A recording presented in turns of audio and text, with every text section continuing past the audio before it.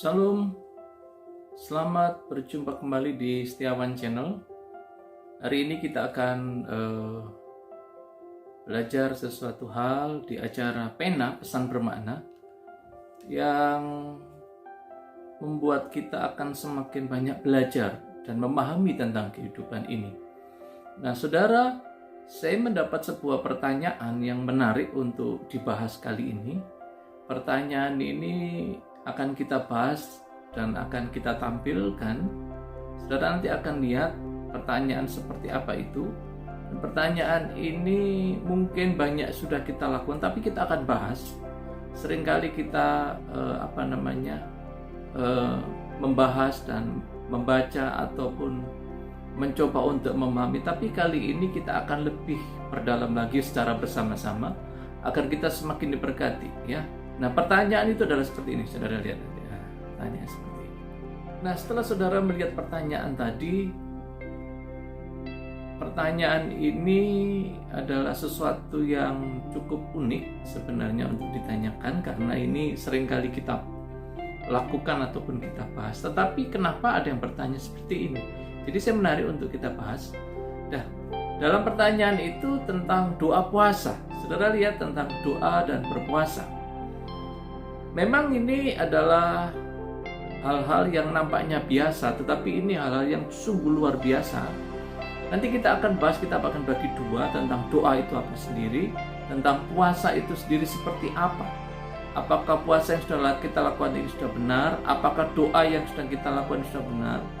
Ataukah doa puasa ini untuk cara kita menarik belas kasihan Tuhan? Seringkali kita ketika berdoa dan berpuasa, kita sedang memohon sesuatu, meminta sesuatu supaya belas kasihan Tuhan turun, atau doa kita, pergumulan kita dijawab oleh Tuhan, sehingga kita melakukan doa puasa, ya. Nah, ketika kita sedang berdoa dan berpuasa, harapannya adalah apa yang menjadi pergumulan itu akan terjawab, apa yang menjadi doa kita ini, doa itu akan dijawab Tuhan. Dan oleh karena itu kita akan bahas, dan cukup menarik kita akan bahas. Saudara, yang pertama tentang berdoa. Berdoa itu adalah hal-hal yang sebenarnya harus dilakukan oleh semua orang percaya. Berdoa adalah cara kita untuk berkomunikasi dengan Tuhan. Nah, dalam komunikasi ini akan menarik sekali untuk kita bahas, karena komunikasi ini adalah di mana kita menyampaikan pesan kepada Tuhan dan Tuhan mendengar. Begitu juga sebaliknya, ketika Tuhan menyampaikan sesuatu, kita juga mendengar. Bukan hanya mendengar, tetapi mengerti dan memahami. Itu adalah komunikasi. Jadi dalam prinsip komunikasi adalah kita menyampaikan pesan kepada penerima pesan, kemudian penerima pesan sampai memahami apa yang menjadi pesan, penyampaian kita, pesan kita kepada penerima pesan, ya. Menyampaikan sebuah pesan message kepada lawan bicara kita, sehingga mereka atau pribadi itu memahami apa yang sedang kita bicarakan. Nah, kalau kita menyampaikan pesan itu, tetapi lawan bicara kita tidak pernah memahami, berarti kita gagal.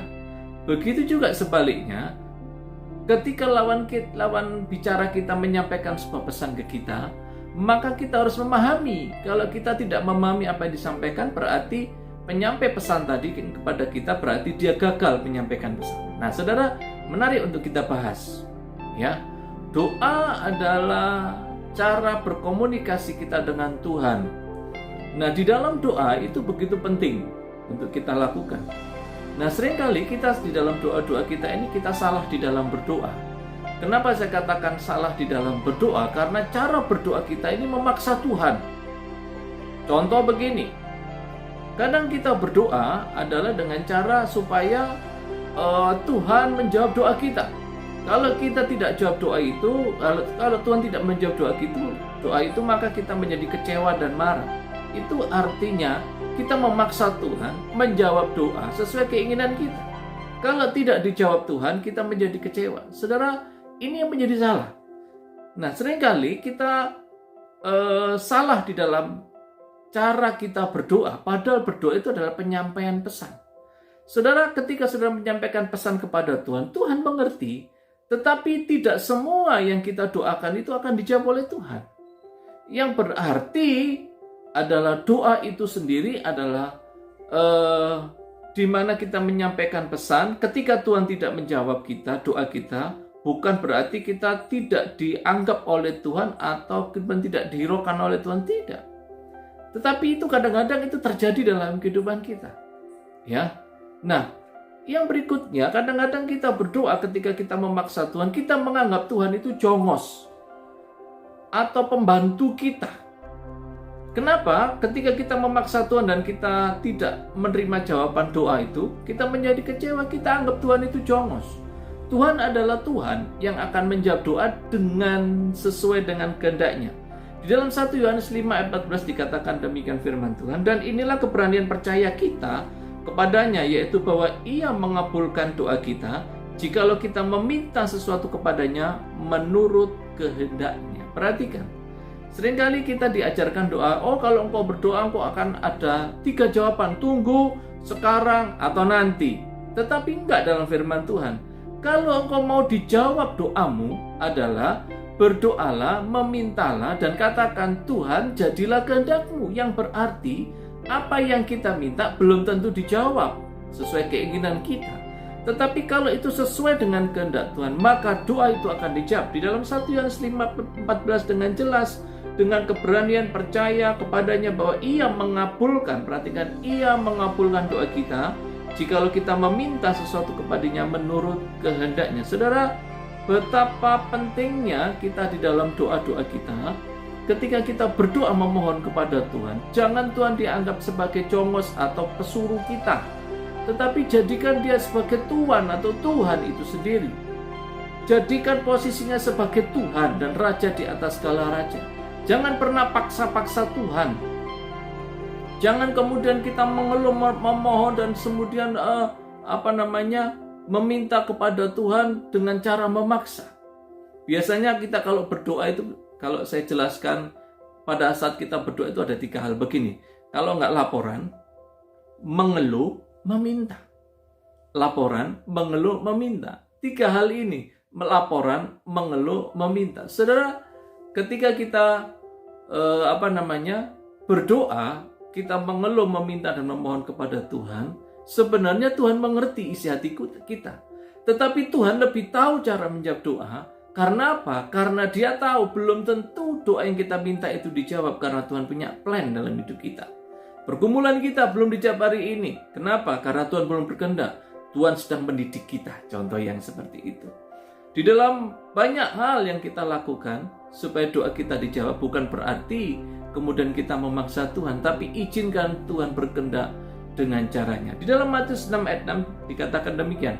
Tetapi jika engkau berdoa, masuklah ke dalam kamarmu. Perhatikan, berdoa masuklah ke dalam kamar. Saudara, istilah berdoa masuk ke dalam kamar itu bukan setiap saat kita ada di dalam kamar dan berdoa nggak pernah keluar-keluar. Kalau berdoa harus di dalam kamar, kalau di luar kamar tidak boleh, di jalanan tidak boleh kita berdoa dalam hati kita. Enggak. Di dalam firman Tuhan ini, masuklah ke dalam kamar, tutuplah pintu dan berdoalah kepada Bapamu yang ada di tempat tersembunyi. Artinya, sampaikan pesanmu kepada Bapamu yang ada di tempat tersembunyi, maka Bapamu melihat yang tersembunyi akan membalasnya kepadamu. Artinya begini, saudara, prinsip ini penting. Kenapa masuk ke dalam kamar? Perhatikan, masuklah ke dalam kamar artinya begini. Ketika kita berdoa, kita ini sedang membangun hubungan secara intimasi antara pribadi manusia itu dengan Tuhan. Menyampaikan pesan-pesan, menyampaikan semuanya kepada Tuhan, kita sampaikan.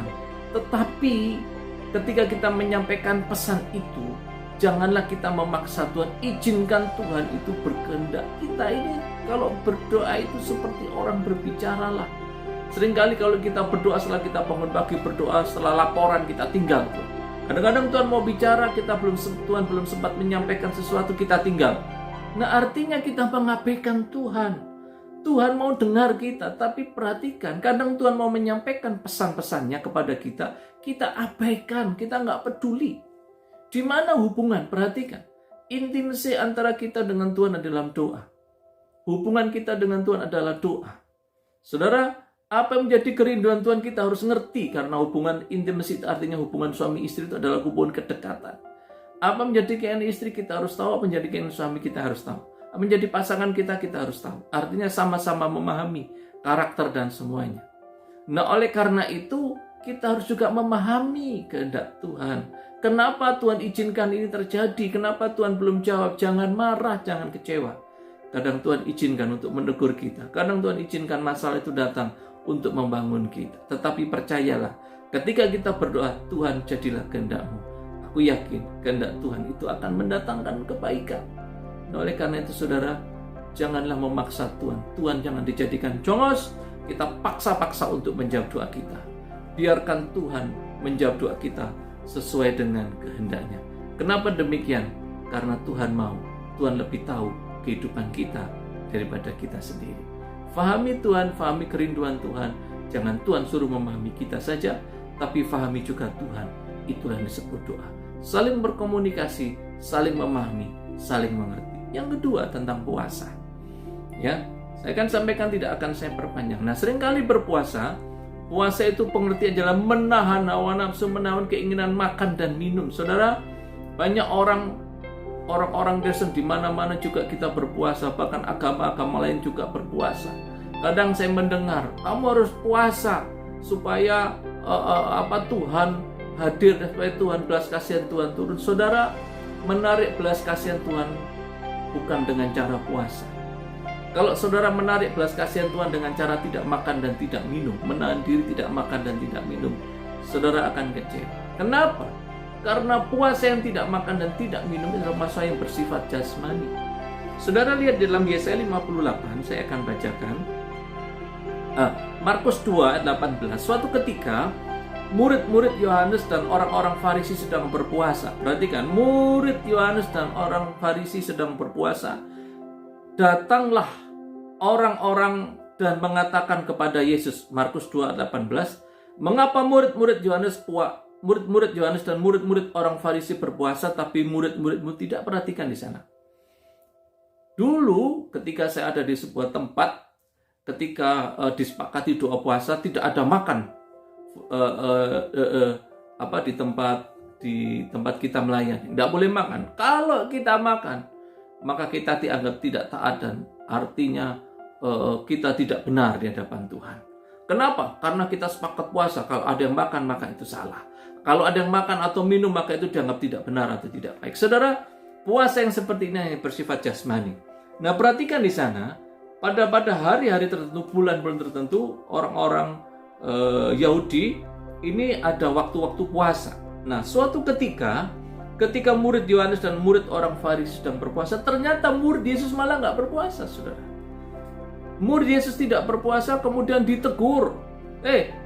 Yesus tuh muridmu kok tidak berpuasa, sedangkan kami berpuasa. Bagaimana itu? Muridmu itu nggak tadi orang Yahudi, tapi kenapa dia nggak melakukan hal-hal yang sudah dilakukan? Saudara, bagi Yesus dikatakan demikian. Puasa itu bukan soal makan dan minum. Sekalipun kau bisa dengan tidak makan dan tidak minum, tetapi konsep berpuasa intisarial, konsep berpuasa secara rohani dalam Yesaya 58 saya akan bacakan. Saudara akan lihat di dalam Yesaya 58 supaya kita memahami. Ya. Serukanlah kuat-kuat, jangan tahan-tahan. Perhatikan di sana. Nyaringkan suaramu bagaikan sangkakala, beritahukan kepada umatku pelanggaran mereka, kepada kaum-kaum keturunan Yakub dosa mereka. Perhatikan di sini. Serukan kuat-kuat, jangan tahan, nyaringkan suara bagaikan sangkakala, beritahukan kepada umatku pelanggaran mereka. Nah, Yesaya 58 ini sedang disampaikan, Tuhan menyampaikan kepada Yesaya, Nabi Yesaya, untuk menyampaikan sebuah pesan kepada bangsa Israel. Memang setiap hari mereka, bangsa Israel, mencari Tuhan. Artinya mereka mungkin berdoa, mereka mungkin bersekutu, mereka baca firman, mereka ibadah, dan suka mengenal segala jalanku. Nah, perhatikan, semua nampak baik. Seperti bangsa yang melakukan yang benar, nampaknya benar. Dan yang tidak meninggalkan hukum Allahnya, mereka menanyakan aku tentang hukum yang benar. Mereka suka mendekat, menghadap aku, tanyanya, mengapa kami berpuasa dan engkau tidak memperhatikan juga? Ada sebuah pertanyaan. Kenapa kami berpuasa tapi Tuhan tidak memperhatikan? Mengapa kami hari merendahkan diri dan Engkau tidak mengindahkan juga? Ayat ketiga nih ya. Sesungguhnya pada hari puasamu Engkau masih mengurus urusanmu dan kamu mendesak-desak semua burung. Saudara, puasa tidak salah. Puasa tidak makan dan tidak minum juga tidak salah. Tetapi yang menjadi masalah adalah sikap kita. Apalah artinya tidak makan dan tidak minum, tapi sikap kita tidak baik di hadapan Tuhan. Perhatikan, mereka mendesak-desak buruh. Sesungguhnya kamu berpuasa sambil berbantah, berkelahi untuk apa? Kita berpuasa tidak makan dan tidak mau minum, bahkan berdoa, tapi kita masih berbantah, berkelahi, memukul dengan tinju, dengan semena-mena. Dengan caramu berpuasa seperti ini sekarang, suaramu tidak akan didengar di tempat tinggi. Sungguh inikah berpuasa yang kau kehendaki? Bukan, Tuhan tidak menghendaki puasa yang seperti itu. Dan mengadakan hari merendahkan diri jika engkau menundukkan kepala seperti gelaga dan membentangkan kain karung dan abu seperti lapik tidur. Sungguh-sungguh itukah yang kau sebutkan berpuasa, mengadakan hari berkenan kepada Tuhan? Bukan, jawabnya. Berpuasa yang kau kehendaki, perhatikan ayat ke-6, Yesaya 48 ayat ke-6. Berpuasa yang kau kehendaki ialah supaya engkau membuka belenggu. Ini puasa yang sebenarnya. Dan melepaskan tali kuk, supaya engkau memerdekakan orang yang teraniaya, mematahkan setiap kuk, supaya engkau memecah-mecah rotimu bagi orang-orang yang lapar, dan membawa ke rumahmu orang-orang miskin yang tidak punya rumah. Dan apabila engkau melihat orang telanjang, supaya engkau memberi dia pakaian, dan tidak menyembunyikan diri terhadap saudaramu sendiri. Saudara, ketika engkau berpuasa seperti ini, tapi sikap hidupmu tidak menunjukkan kasih kepada sesama, sikap kita kasar, tidak benar di hadapan Tuhan, semena-mena, ya bahkan terhadap karyawan kita, terhadap staf kita maki-maki, ya kita bodoh-bodohin mereka. Percuma kita berpuasa, percuma tidak makan dan tidak minum. Bagi Tuhan percuma. Lebih penting kita melakukan bagaimana hidup kita, sikap hidup kita di hadapan Tuhan. Perhatikan di sana dikatakan bahwasanya pada waktu itulah engkau akan memanggil dan Tuhan akan menjawab. Ayat 9, engkau akan berteriak minta tolong dan ia akan berkata, ini aku. Saudara, ketika engkau mungkin tidak makan dan tidak minum, tetapi sikap hidupmu menunjukkan bahwa kita ini adalah orang-orang yang benar, menunjukkan kasih kepada sesama, saling mengasihi, mengampuni, maka itu adalah hari perkenanan Tuhan. Saudara, sekalipun kita tidak makan dan tidak minum dalam berpuasa, ketika engkau melakukan hal yang benar, menunjukkan kasih, memberikan pertolongan, mendoakan orang, semuanya menjaga hidup kita, di dalam kehidupan kita, maka itu adalah puasa yang lebih berkenan di hadapan Tuhan. Saudara, berpuasa itu adalah menyalipkan keinginan daging, ya, mengalahkan keinginan daging dan keangkuhan hidup. Ketika kita tidak mampu mengalahkan keinginan daging dan keangkuhan hidup, maka percuma kalau kita tidak makan dan tidak minum puasa yang seperti itu. Jadi puasa yang sebenarnya adalah bagaimana kita mampu mengalahkan keinginan daging dan keangkuhan hidup. Maka disitulah puasa yang sebenarnya. Ketika kita mampu menjadi berkat, menolong sesama, itu adalah puasa yang sebenarnya. Bukan soal makan dan minum. Sekalipun kau makan dan minum, sekalipun engkau mungkin tidak seperti orang lain berpuasa seperti murid-murid Yohanes dan orang-orang Farisi, tapi sikap hidupmu benar di hadapan Tuhan, maka itu adalah puasa yang sebenarnya. Menyalipkan keinginan daging dan keangkuhan hidup, itu adalah puasa yang sejati. Bukan soal makan dan minum. Apakah makan dan minum ini, tidak makan dan tidak minum ini salah? Enggak ada yang salah. Silakan saja. Tapi bagi Tuhan, Tuhan lebih berkenan dengan sikap hidup adalah puasa yang sebenarnya. Oleh karena itu, mari hidup kita dalam langkah kita, dalam doa puasa kita menjadi benar di hadapan Tuhan. Ya, berdoa tidak harus masuk ke dalam kamar, enggak. Saya berdoa sedang sakit perut di kamar mandi, di jalan sedang berdoa, mungkin di dalam hati kita berdoa, di mana saja kita berdoa. Kapanpun kita berdoa, silakan, karena Tuhan tidak bisa dibatasi. Saudara, perhatikan ini. Rumah Tuhan bukan gedung gereja.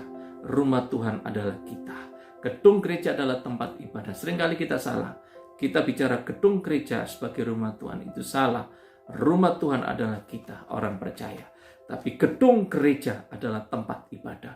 Kadang kita salah di dalam memberikan persepsi. Jaga rumah Tuhan.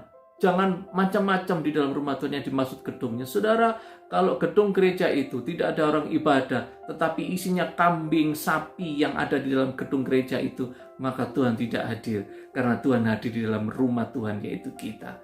Jangan pernah salah. Nah, oleh karena itu, Tuhan mau lihat hidup kita. Tuhan mau lihat kehidupan kita yang paling dalam, pikiran hati kita. Sudahkah kita salibkan keinginan daging kita? Kemudian kita melakukan apa yang menjadi kehendak Tuhan. Itu adalah puasa yang sebenarnya. Jadi doa puasa adalah bagaimana kita membangun relation, hubungan dengan Tuhan di dalam kehidupan kita. Kita mengerti kerinduan dan keinginan Tuhan. Kemudian kita melakukan kehendak Tuhan seperti yang Tuhan mau. Dan kita menyalibkan keinginan daging dan mengutamakan keinginan Tuhan. Kita merendahkan hati, kita izinkan Tuhan berkehendak atas hidup kita. Kita melakukan semua yang Tuhan mau. Itu adalah doa puasa yang sebenarnya. Ayo, mari kita doa puasa dengan cara yang benar. Bukan hanya soal makan dan minum. Tidak salah soal makan dan minum atau tidak makan dan tidak minum. Tapi itu bukan puasa yang sejati. Itu hanya bersifat jasmani. Tapi puasa yang rohani mengalahkan keinginan daging, mengalahkan keangkuhan hidup untuk melakukan kehendak Tuhan. Fahami kerinduan Tuhan, fahami kehendak Tuhan, fahami kemauan Tuhan dan lakukan. Maka di sanalah itu adalah doa puasa yang sebenarnya. Saudara, ketika sudah diberkati di acara Pena ini, di channel Setiawan Channel ini, saudara dukung kami, subscribe, like, comment, and share. Saudara, kita akan kita akan semakin diberkati, akan ada video-video yang baru yang akan memberkati saudara. Kita akan diberkati semakin hari semakin luar biasa. Hidup kita di hadapan Tuhan akan semakin dahsyat dan ajaib. Saudara, perhatikan ini semuanya. Berdoa dan berpuasa dengan cara yang benar, bukan saja kita soal tidak makan dan tidak minum, tapi dengan cara yang benar itu akan menarik hadirat Tuhan. Dikatakan Yesaya 48, aku akan ada di sana, aku akan menjawab doamu. Saudara, mari kita lakukan dengan doa puasa yang benar, maka itu akan mendatangkan belas kasihan Tuhan dan Tuhan akan menjawab doa kita sesuai dengan kehendaknya. Saya yakin kita diberkati hari ini. Dan saya percaya, bagikan video ini kepada banyak orang, supaya banyak orang yang diberkati. Saudara akan semakin diberkati. Nanti akan ada video-video lain. Saudara, kalau saudara mau mendukung channel ini, saudara bisa lihat di deskripsi. Silakan saudara baca semuanya. Kita akan pahami dengan baik. Tuhan memberkati kita semua. Salam Pena.